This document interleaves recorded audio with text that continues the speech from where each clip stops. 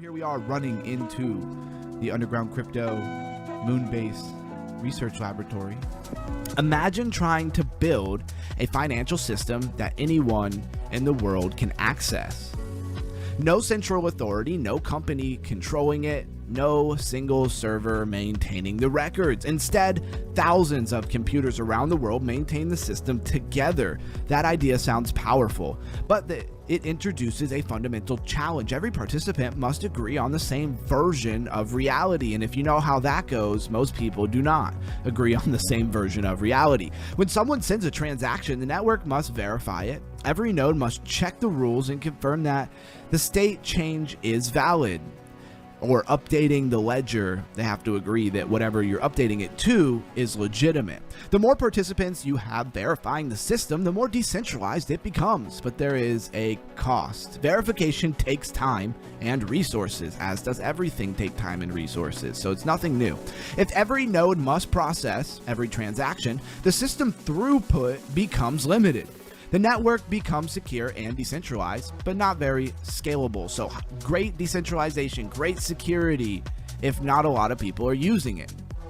Now you'll still have your decentralization, you'll still have your security, right? But if a lot of people come in and use it, it gets very, very slow and very, very expensive. This tension led to what many developers call the blockchain trilemma. So we just kind of gave you an overview of what the blockchain trilemma is. And what does trilemma mean? Problem, right? The blockchain issue or problem that we're trying to solve and make better all the time here in the blockchain or block space, right? So the blockchain system wants three things, and it wants it all at once. It wants decentralized, meaning anybody can participate. It wants to be secure, meaning attacks are extremely difficult. And it wants to be scalable, meaning it can process large volumes of transactions. The problem is that improving one of these often weakens the other. So to be more scalable, you have less security. To be more secure, less scalability. To be more decentralized, usually risk one of your other issues like security. So the problem is that improving often weakens one of the other three, and that's what makes it like a trilemma, right? Like it's a tri means three, dilemma. So Bitcoin prioritized decentralization and security. So this was the way that the original blockchain network went about it, right? They prioritized decentralization and security and not speed, right? As a result, it sacrifices transaction throughput. Throughput means how many things can be put through or finalized on the blockchain at a time or over a certain period of time. So think of throughput as speed. Some newer blockchains prioritize scalability, allowing faster transactions and higher capacity. But these systems often require more powerful nodes, reducing the number of participants who can run them, right? So participation, as far as decentralization goes, when you start scaling, sometimes it can be difficult because in order to have these very fast throughputs, you need very powerful nodes or systems. The nodes are often very much actual physical servers, computers, GPUs, whatever you want to call it, but a physical thing nonetheless. So over the years, the industry began searching for ways around this limitation. And one thing I want to say is how, for example, when Bitcoin network was relatively small, right? Not a lot of people knew about it. It was pretty much brand new. Think like 2013 or 2014. You could mine whole Bitcoins from just your GPU mining out of like a desktop. You know what I mean? That's pretty crazy. Now it takes warehouses full of power in order to get like a couple Bitcoin. Very, very different. So instead of forcing every node to process every transaction, developers began experimenting with layered architectures, right? Layer 2 systems emerged, processing transactions off-chain and settling the results back to the base layer. I've gone over what layer 2s are a lot of times. Rollups compress activity into batches. Modular blockchains separate execution from data availability, and we've talked about data availability a lot. Each of these innovations attempts to push beyond the limits of the trilemma. Everybody's trying to fix the trilemma without sacrificing any of the other things. And as technology always has advanced, I think they'll do it at some point. At some point, they will figure out a way to do it. But the underlying challenge remains. every blockchain design still reflects a balance between decentralization, scalability, and security.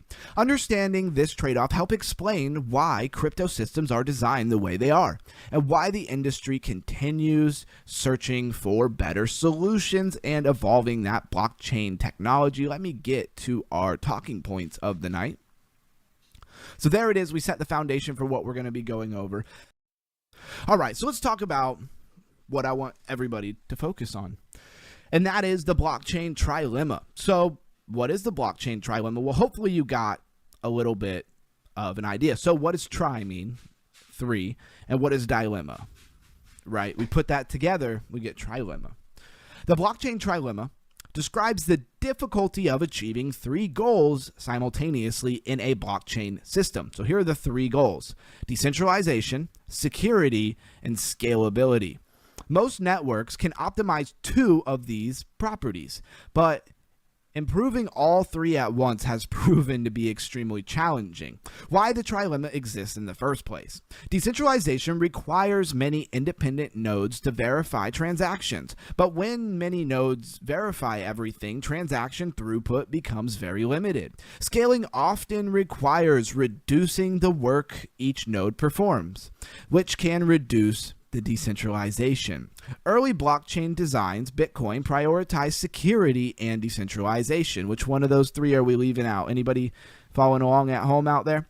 Anyone could run a node and verify the network independently, but this design limited throughput, allowing only small numbers of transactions per second.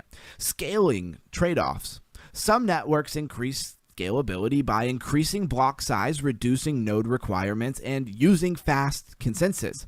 But these changes can make it harder for individuals to run nodes, reducing decentralization. So if you haven't figured out yet, a big part of decentralization is many people being capable of running nodes and maintaining the network, and not reducing that power to a small collective of people, as it becomes very expensive to run a node because you need better and sophisticated equipment in order to really run the nodes. Then you're limiting it because not everybody can do that. Bitcoin worked so well at first with the idea because not a lot of people were using it, and most people, almost everybody, had at least a desktop or laptop with a GPU in it, and that's all they really needed to participate. So layer 2 and roll-up solution. Instead of scaling the base layer directly, many systems now use layer 2 solutions. Think, Polygon-Matic, Base Protocol, Arbitrum. Roll-ups process transactions off-chain while posting the data back to the base layer for security. This approach attempts to preserve decentralization while increasing throughput. Modular blockchain architecture, the opposite basically of monolithic chain architecture. Newer blockchain designs separate responsibility across different layers: execution on one layer, settlement on one layer, and data availability on another. This modular approach attempts to improve scalability without sacrificing security. Why the trilemma still matters. Every blockchain design decision still reflects this trade-off. Every modern system must balance decentralization, scalability, and security. The industry responds. The crypto industry continues experimenting with roll-ups, sharding. You don't hear about sharding enough, right? Modular chains and new consensus systems, right? Think proof of liquidity, proof of useful liquidity, and there are many other fringe consensuses as well. Each approach attempts to push the limits of a trilemma. Core insight here. The blockchain trilemma explains why crypto systems look the way they do and why scaling solutions continue to evolve, aka the evolution of blockchain technology.